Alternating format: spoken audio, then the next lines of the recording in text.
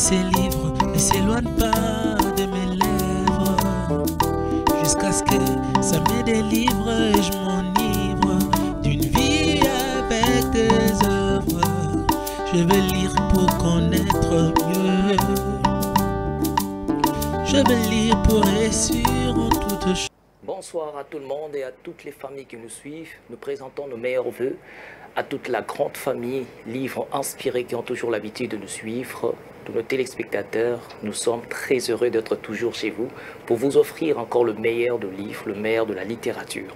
Comme il a été promis, aujourd'hui encore, nous avons l'honneur de recevoir une personne qui nous vient de Lubumbashi et un homme de Dieu merveilleux que nous avons reçu ce soir afin que nous puissions partager ces moments de notre ambiance des livres inspirés. Bonsoir, pasteur Gédéon. Bonsoir, homme de Dieu, pasteur Jurès. Nous sommes très heureux de vous recevoir dans notre plateau Livres Inspirés. Moi de même, très content d'être là. C'est la première fois d'être là et je suis vraiment heureux et content de vous revoir sur le plateau. Vraiment, il y a toujours Livres Inspirés, vous voyez ça de loin. Maintenant, aujourd'hui, vous êtes très proche. Quelles sont vos impressions par rapport à ces émissions? Une grande joie. Ce ne sont pas des choses qui se font tous les jours et partout. C'est-à-dire que quand quelqu'un fait quelque chose comme celle-ci, la personne a une vision. La personne est vraiment inspirée et nous encourageons ce genre de travail qui promouvoit la lecture et surtout la lecture chrétienne. Vraiment, je suis heureux. Juste une brève présentation de qui vous êtes et aussi nos téléspectateurs doivent savoir un peu qui vous êtes, pasteur. Pasteur Gédéon Moulumba, il est pasteur au sein de l'église ou de la communauté CREFM, Église La Compassion, qui est dirigée par le pasteur Marcelo. Il est aussi en tant que missionnaire au sein de la communauté. Il est marié à Maman Patience Moulumba et père d'une fille, Kenaya. Ça fait depuis 2014 que le Seigneur nous a mis dans la mission pour le servir. Nous avons été au Bandundu pour la mission, nous avons été au Cameroun et nous sommes maintenant à Lubumbashi, là où nous exerçons. Ok, toujours dans la compassion. Toujours dans l'église de la compassion. On va commencer avec ces citations qui nous viennent de André Monroy. Il a dit ceci: un soir consacré à la lecture de grands livres et pour l'esprit, c'est qu'un séjour en montagne et pour l'âme. J'ai aimé cette citation, si vous voulez qu'on puisse commencer avec ça. Quel est votre commentaire par rapport à cette citation de cet homme ici? C'est merveilleux. Lorsqu'on a envie de se détendre, lorsqu'on a envie d'être restauré et que son âme soit restaurée, on cherche les milieux naturels. On va dans des montagnes. Et là, nous ressentons, nous sommes en communion avec la nature et nous sommes renouvelés. C'est-à-dire que celui qui se met à lire les livres de grands esprits, les livres de grandes personnes, il est restauré. Sa vie est restaurée, son âme est restaurée. Il reçoit des choses nouvelles qui peuvent faire qu'il avance dans tout ce qu'il fait. Les contacts avec les grands esprits par les écrits font qu'on puisse aller plus loin. Un homme a dit que les écrits des hommes loin sont loin. Ouais. C'est-à-dire que celui qui se met en contact avec les grands esprits ou les écrits des hommes loin, il reçoit la même onction, il est renouvelé, il reçoit de nouvelles choses. On va commencer avec ces questions que j'appelle d'entrée, parce que j'ai toujours l'habitude de commencer avec les questions, j'appelle ça d'habitude un peu. Une question qui un peu met de temps avec la littérature, avec deux livres un peu. Vous avez lu un livre ces derniers temps, en dehors de la Bible, si lesquels? Oui, j'ai lu un livre sur la croissance de l'Église, écrit par l'évangéliste Doc du Ghana, un merveilleux livre parlant de la croissance de l'Église. J'étais vraiment béni. Qu'est-ce qui vous a attiré à lire ces livres-là? Étant pasteur et désirant la croissance de l'Église à tous égards, nous avons été attirés à lire ces livres-là. Il a toute une série de livres et c'est le dernier que je viens de lire. Et je trouvais vraiment des choses merveilleuses dans ces livres. Je peux citer 3 choses. Les choses que je trouvais que la croissance de l'Église, c'est comme le ministère de Jésus-Christ. La croissance de son ministère s'est passée par 3 choses. Premièrement, par l'enseignement, par la prédication et par la guérison. C'est lui qui veut que l'Église puisse croître. S'il enseigne, s'il prêche et s'il manifeste la puissance de Dieu, il verra l'Église aller plus loin, parce que ce sont de grandes attentes du peuple de Dieu. J'ai encore besoin de vous poser plus de questions sur la littérature. Oui. Depuis quand vous avez commencé à lire? Et qu'est-ce qui a fait que vous commenciez à lire? Les goûts des livres, c'est venu comment? Je crois à 12 ans. À 12 ans, je suis au collège Bosembo. Là, j'entre en première année secondaire et puis on nous donne des livres pour retourner avec à la maison. Et la première histoire qu'on a commencé, la première citation, c'était Tumi et Kyoka. Et c'était ennemi ou ami. Et ça m'a passionné tellement, cette histoire-là. Tumi, Kyoka, où es-tu? Ici, à la Grosse Pierre. Ça m'avait vraiment touché. De telle sorte que quand je suis entré en deuxième année secondaire, j'ai commencé à écrire un livre. J'ai commencé à écrire un roman sur l'amour. Et ça n'a pas tenu tout jeune. J'ai commencé à écrire quelque chose et puis ça n'a pas tenu. Mais en cinquième année secondaire, j'ai écrit un roman que j'ai déposé à la Mediasport Saint-Paul à la 10e rue, mais qui n'a pas été édité. Donc c'est comme ça, depuis la première année secondaire, que j'ai eu la soif de la lecture et j'étais passionné dans la lecture. Oui. D'après vous, un peu à cette période ici, comment on peut transmettre les goûts de la lecture aux jeunes, aux grands, aux vieux qui n'ont pas cette culture de la lecture aujourd'hui? Je crois que le goût est communiqué lorsqu'on donne les intérêts. Et le goût est communiqué lorsqu'on donne les biens fondés. Ce qu'on peut faire, c'est des sensibilisations. Parce que la manière dont nous sommes en train d'évoluer dans le monde, on risque de perdre vraiment une classe bien instruite. On risque de perdre le goût de la lecture. Alors je crois que c'est la sensibilisation d'abord. Parler de bien fondé de la lecture. Vous savez, la lecture, c'est de la naissance jusqu'à la mort. Même quand on meurt, on doit lire sur la croix. Que la personne repose. Oui, oui. Donc, à la naissance, même quand vous venez pour votre enfant qui est né, vous verrez maternité. Vous devez lire maternité. Et sur l'enfant, on peut mettre un bandelet où il est écrit le nom de l'enfant. Il faut lire le nom de l'enfant. Donc, dès la naissance jusqu'à la mort, même dans l'éternité, il y a la lecture. Nouvelle-Jérusalem. Quand on parle de l'éternité, on dit de cet homme qui est sur un cheval et sur sa cuisse est écrit Roi des rois et Seigneur des seigneurs. Ça dit que même dans l'éternité, on lira Roi des rois et Seigneur des seigneurs. Même à l'éternité, on lira Roi des rois, Seigneur de seigneurs. Comme étant seulement qu'on dit souvent que le temps d'apprendre ne se termine pas à l'école ni à l'université, mais le jour de notre mort. Toute notre vie, nous sommes appelés à lire et à lire.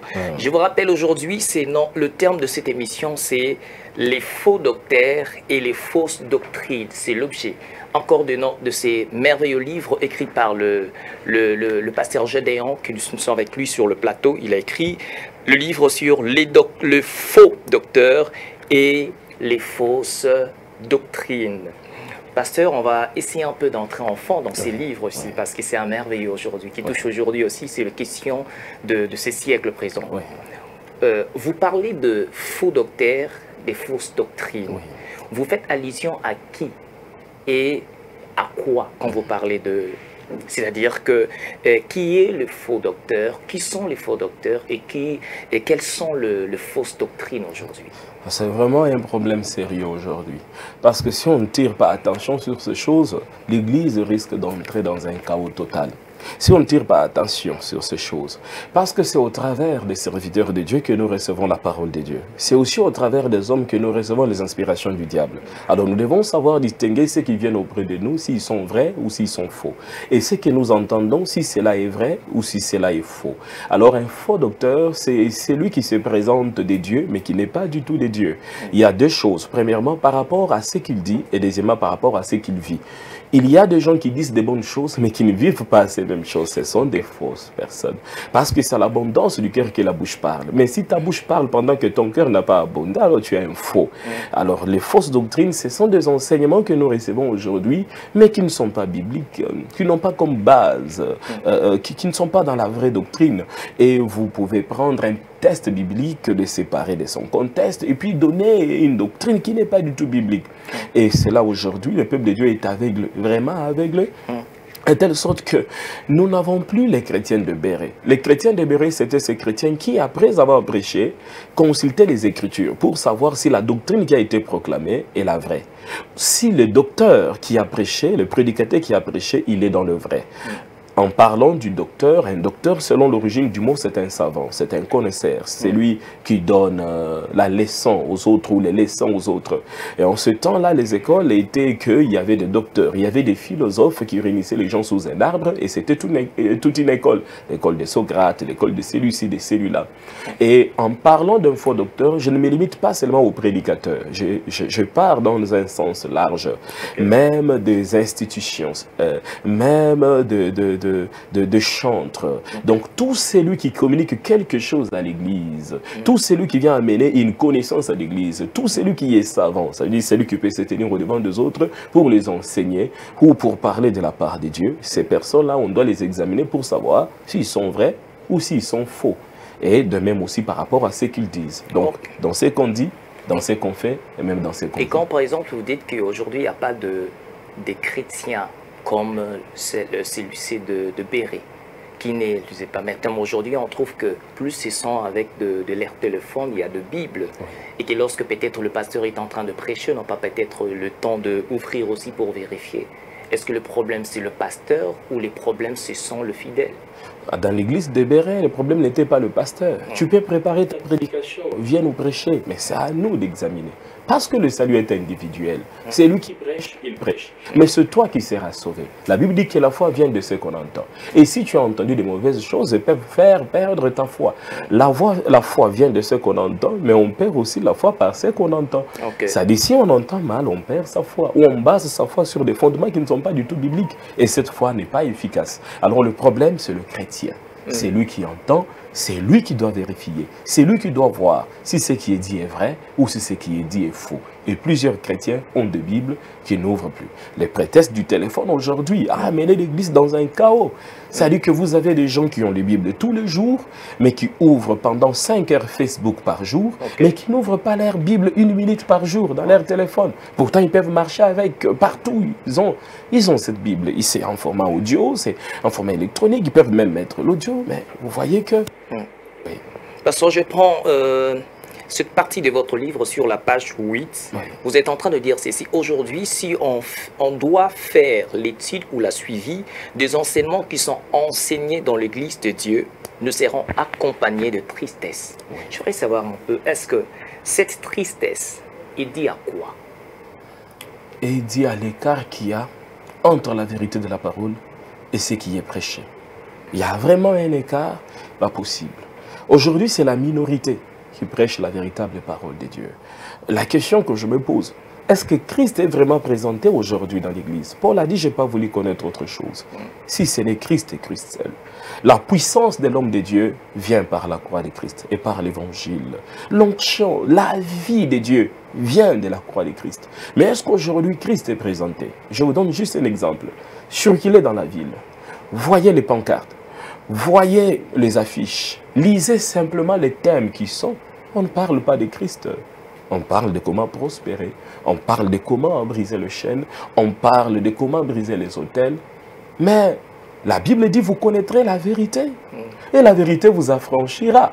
C'est-à-dire que quand on connaît véritablement Christ, il vient nous affranchir de toutes ces choses. Mais quand on ne connaît pas Christ, tout ce qu'on aura à faire, on le fait en vain. C'est la connaissance de Christ qui nous affranchit. Parce que la vérité, c'est Christ. Il dit, je suis le chemin, la vérité et la vie. Si seulement on prend le chemin qui est Christ, on connaîtra la vérité et nous aurons la vie. Et ce n'est pas n'importe quelle vie, c'est la vie de Dieu. Ce n'est pas n'importe quelle vie, c'est la vie de Dieu. Oh, c'est un merveilleux livre que je suis en train de toucher ici. Waouh, c'est vraiment un cadeau que je suis en train de dire à quelqu'un. C'est de chercher ce livre aussi, parce qu'il faut savoir si nous sommes dans le vrai et si nous sommes dans le faux. Mais pasteur, nos téléspectateurs sont en train de le suivre. J'ai une question que peut-être qui leur intéresse aussi. Mais quelles sont les caractéristiques des faux docteurs et les fausses doctrines? Oui. Les caractéristiques. J'ai quelques points dont je voudrais partager avec ceux qui nous suivent sur les caractéristiques des faux docteurs. La première des choses, un faux docteur, c'est un hypocrite. Ça dit que si vous voulez savoir un faux docteur, regardez par ce qu'il vit, par ce qu'il fait et non par ce qu'il dit. J'ai déjà rencontré des gens pareils qui disent à l'église, ne suivez pas ce que je fais, mais suivez ce que je vis. Non. Un homme de Dieu doit être le modèle de ce qu'il prêche. Si ce que tu prêches t'a frappé, t'a brisé, a rempli ton cœur, c'est ce que tu vivras. Et vous verrez, les faux docteurs sont des gens qui sont des hypocrites. Ça veut dire qu'ils vous disent de ne pas faire l'impudicité, mais lui-même, il est dans l'impudicité. Ils vous disent qu'on ira aussi à la cause de la sainteté, mais lui-même, il ne vit pas dans la sainteté. Ce sont des hypocrites. Regardez leur vie. La Bible dit on reconnaît un bon arbre par son fruit. Donc, regardez leur vie et vous verrez que ce qu'ils disent dans leur bouche, ce n'est pas ce qu'ils font dans leur vie. Et autre chose, un faux docteur, c'est dit être le seul détenteur, ou une fausse aussi doctrine, c'est dit être la seule détentrice de la vie. C'est-à-dire, il y a de ces églises ou de ces gens qui disent, si tu ne viens pas dans mon église, tu n'auras pas la vie éternelle. La vie éternelle n'est pas attachée à une église. La vie éternelle est attachée à la foi en Jésus-Christ de Nazareth. C'est aussi les caractéristiques des sectes. Les sectes ont ces caractéristiques-là, de dire aux gens qu'en dehors de nous, il n'y a point de vie. Et j'ai posé la question à quelqu'un qui était dans une soi-disant église, mais qui est une secte. Alors, avant que votre église, parce que leur église a commencé en 1880, avant que votre église ne vienne, ou avant que votre secte ne commence, c'est lui qui a ouvert cette église-là, qui l'a prêché. Alors, s'il n'y a que vous qui détenez la vérité, alors celui qui l'avait prêché ne détenait pas la vérité. S'il avait prêché et il a ouvert une communauté, ça dit qu'il avait aussi prêché aux autres qui ont aussi la vérité. Le fait de dire aux gens, si tu ne passes pas par la délivrance dans notre église, si tu ne viens pas ici chez nous, tu n'es pas sauvé, ça c'est les caractéristiques des faux docteurs. Il y a une des caractéristiques que je trouve ici sur la page 14. Vous dites que le faux docteur est un flatteur. C'est un flatteur. On trouve aujourd'hui. Parlez-nous un peu de ça. Un flatteur, c'est celui qui vous dit de belles choses.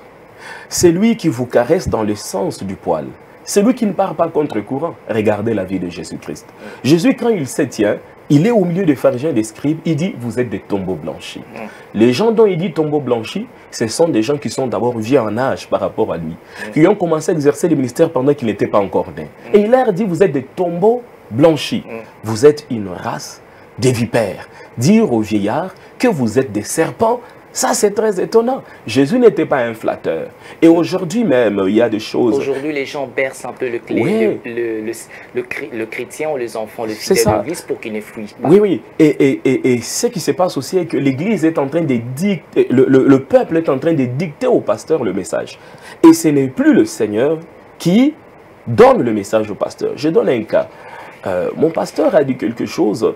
Il a dit que ceux qui voyagent avec des faux documents, ils sont en train de commettre un péché. Mais j'ai vu des gens s'élever. Vous voyez? Et j'ai vu même des hommes de Dieu dire, non, comment ça? Comment ça? Mais dites-nous, est-ce qu'on peut être chrétien et vivre dans le mensonge?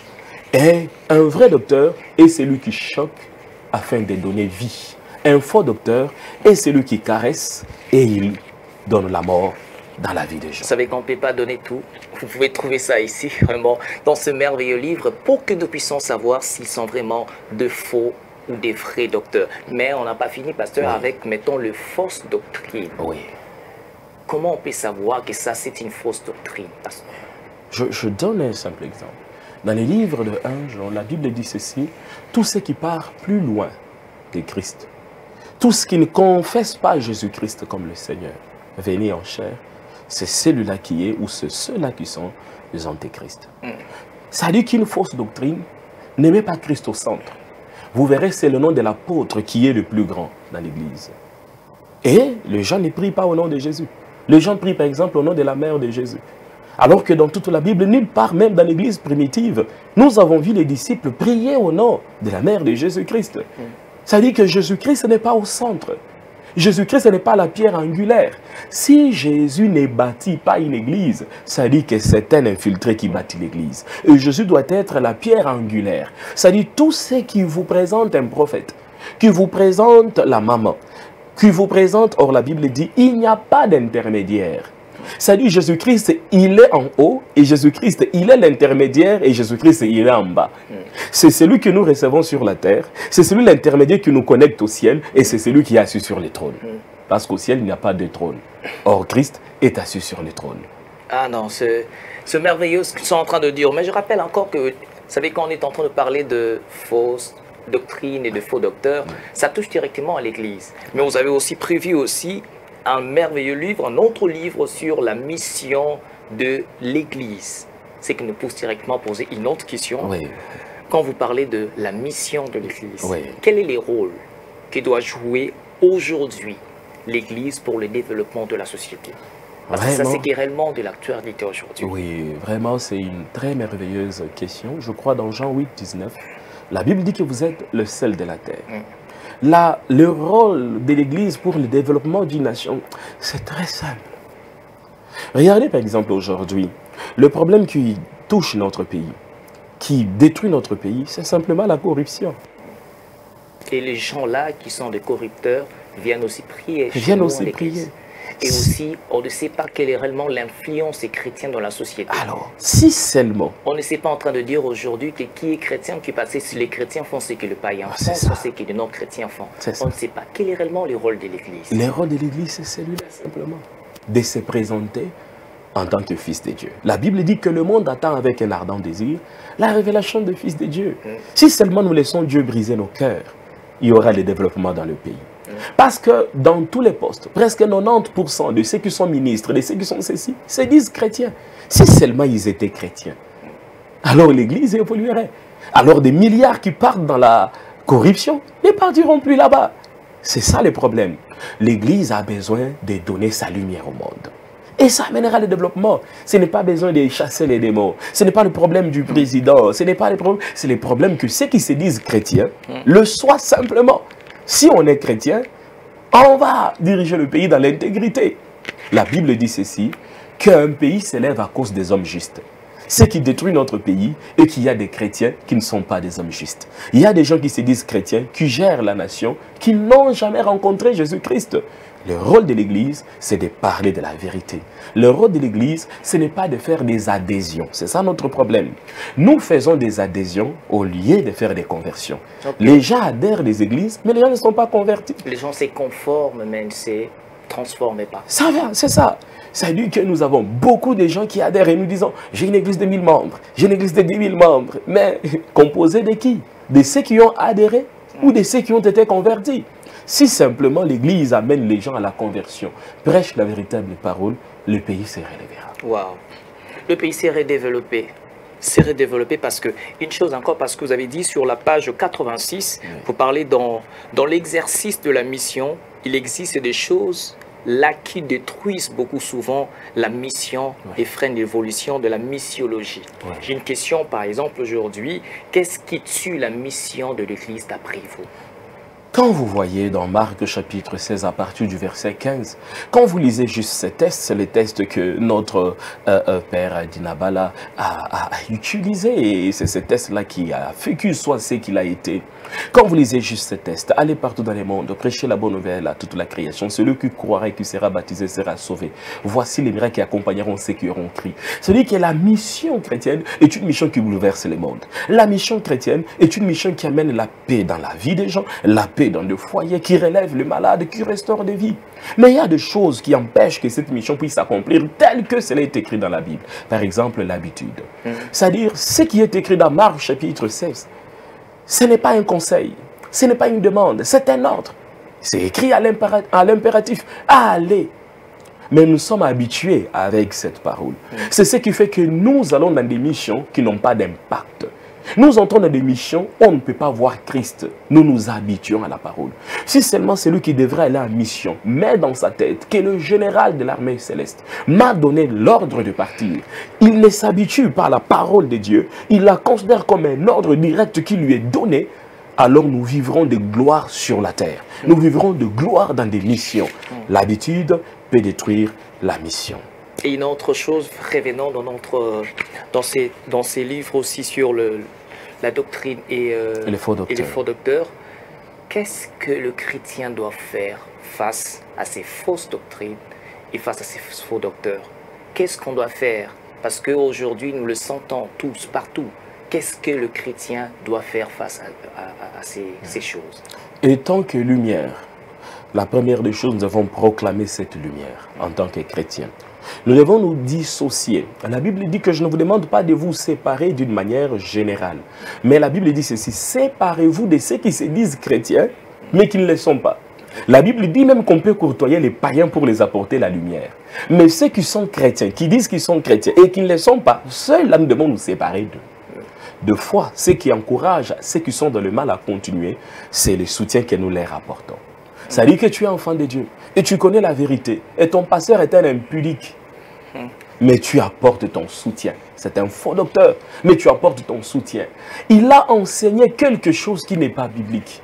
Il vous a enseigné une doctrine étrange. Au lieu de lui dire, homme de Dieu, Père, je vous aime de tout mon cœur. Mais ce que vous avez dit là n'est pas du tout biblique. Nous disons, c'est notre Père.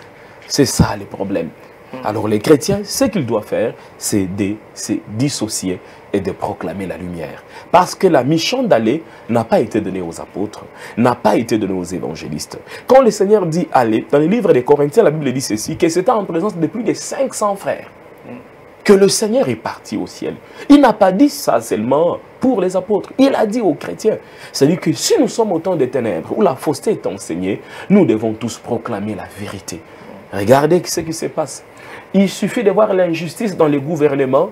Partout, vous voyez des gens qui écrivent « Oh, ces pays qu'on les vende seulement, qu'on partage l'argent. » Alors, il faut aussi que quand on voit le mal au sein des hommes de Dieu, qu'on puisse aussi écrire sur les réseaux sociaux. Ça, c'est du fausseté. Les enfants de Dieu ne vivent pas comme ça. Si seulement on avait la même attitude qu'on a envers le gouvernement, qu'on puisse aussi l'avoir envers des fausses doctrines, alors l'Église serait sauvée. Mais aussi aujourd'hui, il y a déjà d'autres personnes qui ont été déjà, comment je peux dire, mangées ces fausses doctrines. Ils étaient déjà en contact avec ces faux docteurs. Qu'est-ce qu'ils doivent faire? Il est écrit qu'un chien vivant vaut mieux qu'un lion mort. Ça dit qu'aussi longtemps que tu as le souffle de vie, quel que soit ce que tu as avalé, tu peux aussi le vomir. C'est cela. Si on était dans l'éternité, on n'aurait pas de recours. On n'aurait pas de retourner en arrière. Mais comme on est encore sur cette vie, on peut changer de décision. C'est que je vous demande, si vous êtes dans une église où Christ n'est pas la pierre angulaire, où ce n'est pas Jésus qui est élevé, ou quand vous entrez, la grande statue, c'est la statue des mamans, et Jésus qui est le sauveur, il est toujours petit et bébé, alors vous devez simplement prendre une décision de sortir et de vomir. Ok, vous allez prendre la décision de sortir et de parler. Mais une chose importante, je suis en train de voir dans votre livre, sur la page 38, vous dites que les fausses doctrines disent qu'on devrait nous séparer de ceux de nos familles. Oui, ça, c'est quelque chose d'important. La parole du Seigneur dit ceci. Si quelqu'un ne prend pas soin de ceux de sa famille, il est plus qu'un incrédule, qu'un païen. Ça dit qu'il y a les faux docteurs, quand ils enseignent, ils vous disent, n'allez pas dans vos familles, ce sont des sorciers. Alors si on est la lumière, allons-y vers les sorciers, éclairons-le. Alors, ils savent que, aussi longtemps que vous restez en contact avec ceux qui sont contraires à ce que vous dites, votre intelligence peut s'ouvrir et vous pouvez changer d'avis. Raison pour laquelle ils doivent vous séparer de ceux qui peuvent vous aider de telle sorte à vous mater, à dominer sur vous. Toute doctrine, tout enseignement, tout prédicateur qui vous dit que séparez-vous de ceux de votre famille, c'est un faux docteur et c'est une fausse doctrine. Une fausse doctrine. Nous sommes en train déjà d'atterrir la télé. Quand on est toujours là, on a toujours tendance à dire qu'on continuons parce qu'il y a beaucoup plus de matière ici dans ces livres sur les faux docteurs et la fausse doctrine. Pasteur, il y a déjà nos téléspectateurs qui commencent à te poser des questions. Où on peut trouver ces livres? Pour le moment, vous pouvez les trouver dans notre église, la Compassion Extension de Lemba, qui est sur numéro 17, avenue Kilombwe, juste à côté, à Lemba terminus, Kilombwe 17, vous pouvez avoir les livres, ou soit contactez-nous carrément au plus 243 81 568 9 586, plus 243 81 568 9 586, vous aurez la facilité de l'avoir. Nous sommes en train de finir. Moi, je vous rappelle que vous pouvez trouver nos différentes émissions sur notre chaîne YouTube, Livres Inspirés, c'est que déjà nous avons eu à animer ici, mais aussi je vous présente aussi ces livres que nous avons eu de l'apôtre William de Paris, La mentalité de vainqueur. Vous pouvez trouver aussi ces merveilleux, c'est tellement important. Pasteur, nous sommes arrivés à la fin, votre monde est la fin. Votre monde est la fin. Merci de nous avoir reçus. Je suis tellement content de voir ce qui est en train de se faire. Autrefois, c'était juste des pensées, on en a parlé, mais aujourd'hui, c'est une réalité. Je rends gloire au Seigneur. Que Dieu vous bénisse, qu'il bénisse l'œuvre que vous faites, que Dieu bénisse son peuple qui nous a suivis, qu'il vous fasse grâce, qu'il ouvre votre intelligence afin de ne pas tomber dans le mal. Dans le mal, afin de ne pas tomber dans le mal. Moi, je vous donne rendez-vous la semaine prochaine pour un nouveau numéro de Livres Inspirés. Donc, vous pouvez vous abonner à notre chaîne YouTube Livres Inspirés et pour que vous puissiez être toujours en contact avec la prochaine nouvelle émission Livres Inspirés. Bye bye, à très bientôt. Merci.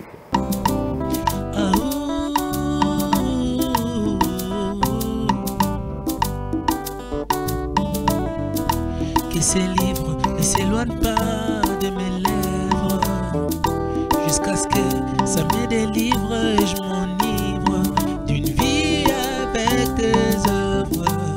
Je veux lire pour connaître mieux. Je veux lire pour